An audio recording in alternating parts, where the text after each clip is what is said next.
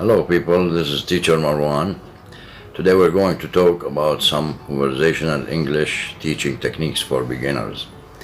Inspirational ways of conversational English teaching. Number one, shedding the lights on the conversational English foundation. In order to teach conversational English effectively, we must first understand the integral of conversational strategy. As an ESL teacher, we must have a fluent command of English. Therefore, we may forget the basic strategies of holding a meaningful conversation since it comes naturally to us. This is a common mistake many ESL teachers make, often giving a signal topic to students and letting them free to figure out conversational techniques on their own. In order to avoid common conversational English missteps, it is essential to present important foundational elements. For example, how to assert opinions, ask questions, and use follow-up questions to keep a discussion moving ahead. Before any conversational lesson, I need to put these efforts into practice. So demonstrate some conversational examples. Starting an English conversation. If you need a push to start having conversations in English, we start with a greeting, saying hello. There are many ways to greet someone, and your choice will depend on who you are talking to. It may be an informal conversation with a friend or an acquaintance, someone you know but not very well. Or you may use a more informal dialogue when having an English conversation with a colleague, a teacher, a stranger, or an employee in a government department. Let's start with informal greetings. Here is how we can say hello. Hello is a universal greeting that works for every conversation. Hi is a neutral and friendly greeting. Or you can say hey. It's an informal way of greetings. Also, you can say greetings. This is quite formal and rare nowadays, but could be used humorously among friends. Formal greetings. For a more formal way to greet someone, use the model good plus the time of the day. For example, like good morning. This goes for any time before noon. Good afternoon, typically used between noon and 5 to 6 p.m. Good evening, any time after 6 p.m. Remember that good night normally means that you are saying goodbye. It is also commonly used right before going to bed. But what if you have never met the person you are talking to before? Then, after greeting them, it would be polite to introduce yourself and ask for their names. Here's how. My name is, for example, my name is Marwan. What is your name? This is simple, neutral, and always works well. If you met someone once before but you do not remember their names, then you can say this: I'm sorry, I don't remember your name. You are? This is a bit more informal. If you want to introduce a person to someone else, then you can simply say, please meet my friend, for example, Peter. This is a formal introduction. Or this is Pete, common introduction. Now that you have introduced yourself, use one of the following phrases to respond to someone's introduction. Nice to meet you. This is most common. Pleased to meet you. Simple and polite. Or it is a pleasure. This is informal but nice. There are several ways to ask someone how they are doing. For example, how are you? How are you doing? This is neutral. Or how is it going? This is more informal. Or how are things? This is also informal. What's up? This is very informal. An interesting thing about asking these questions is that an answer is not really required, unless you are very close friends with someone that they are not expecting you to tell them an honest answer about your day. Making small talk in English. Great job, you are already having a conversation in English. After you have exchanged names and greeted each other, you may go to make some small talk. I am well, how are you? It's going well, thank you. Asking and answering questions. A conversation is an exchange of ideas, questions, and thoughts. The best way to keep a conversation going is to ask questions. There are two types of questions you may ask: closed-ended and open-ended questions. Closed-ended questions are also called yes and no. questions because their goal is to confirm or deny certain information. For example, are you having a good day? Did you just get to the office? Have you seen my email? However, open-ended questions will ask a person to elaborate, that is, to give more information instead of simply just saying yes or no. For example, how is your day going? This is a perfect example of small talk. When did you arrive at the office? Or what do you think about that email I sent you? Open-ended questions typically begin with who, what, where, when, and why.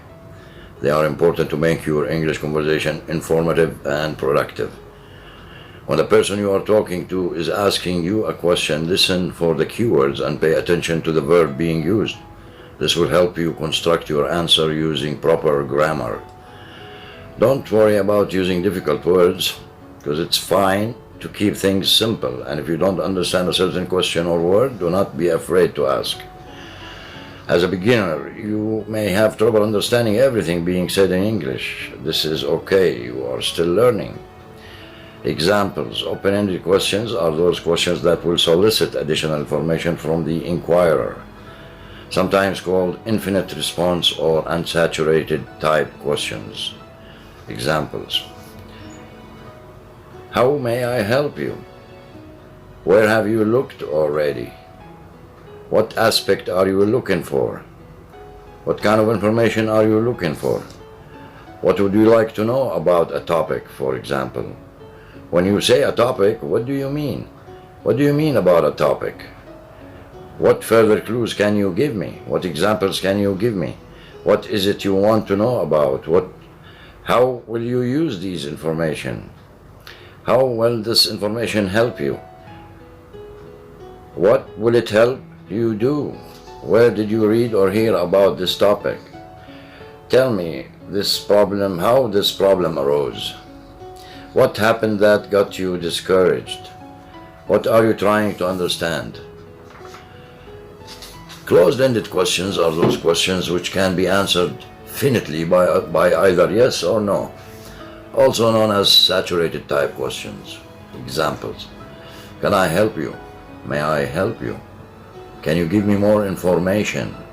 Can you describe the kind of information you want? Can you give me an example? Could you be more specific? Are you looking for a special topic? Would you tell me more about this topic? Would you explain this topic? Is there something specific about the topic you're looking for? Asking for clarification. You're getting good at conversations in English, but suddenly you realize that you are lost. Maybe the other person is speaking too fast. Maybe she has an unfamiliar accent. Maybe you didn't hear the last thing she said. It is perfectly normal to ask for clarification or to repeat something. Just remember to be polite. If you don't understand something, let's say a word or even some idea relating to your conversation, you could say, I'm sorry, I don't understand. Could you please repeat that? Or you could say, I'm sorry, I don't understand. Could you please explain that? Or even care to elaborate? This very informal question is the short version of, do you care to elaborate on this? If you simply didn't hear something, just say it like this. I'm sorry, I didn't hear that. Could you please repeat? I'm sorry, I did not catch that. Could you please repeat? Or even, could you say that again, please? Don't be shy to ask for help. People are generally very happy to explain or repeat something. Please don't forget to thank them after they do. Bringing an English conversation to a close. Say you have got all the information you need from the person. It is time for you to go. Maybe you are running late and want to keep the conversation brief. No matter the reason, it is always nice to let the person know you cannot continue talking to them for much longer. There are many ways to do it depending on the situation. For example, if you are late, say, well, I've got to get going. It's time for me to go. This is polite and neutral. You could say, I have to run. Can we continue later? This is more informal, but also polite. And if you have all the information you had wanted, thank you so much for your help. A very common and useful expression. Got it, thanks. Very informal and friendly. Or you could say, I think I have everything I need. Thank you. This is formal and may come across as rude if you don't thank the person after. So use it with caution. Use small talk to end the conversation. Hey, guess what? Small talk can be used at the end of an English conversation too. Before saying goodbye, it is polite to say something like, have a good day. This works in any situation. Or enjoy your day. This one is a bit more formal. Or you can say good luck if the person needs it. It will depend on the situation, of course. Or you can say talk to you soon. This is neutral and does not necessarily mean that you will really talk to that person soon. Or you can say great seeing you, great talking to you. This is informal yet common. Or you could say catch you later. This is a very informal and fun. And after that, the only thing left to do is saying goodbye. Well, I want to thank everyone for watching my video. Please follow up with part 2 of this English conversation in my next video soon. Thank you.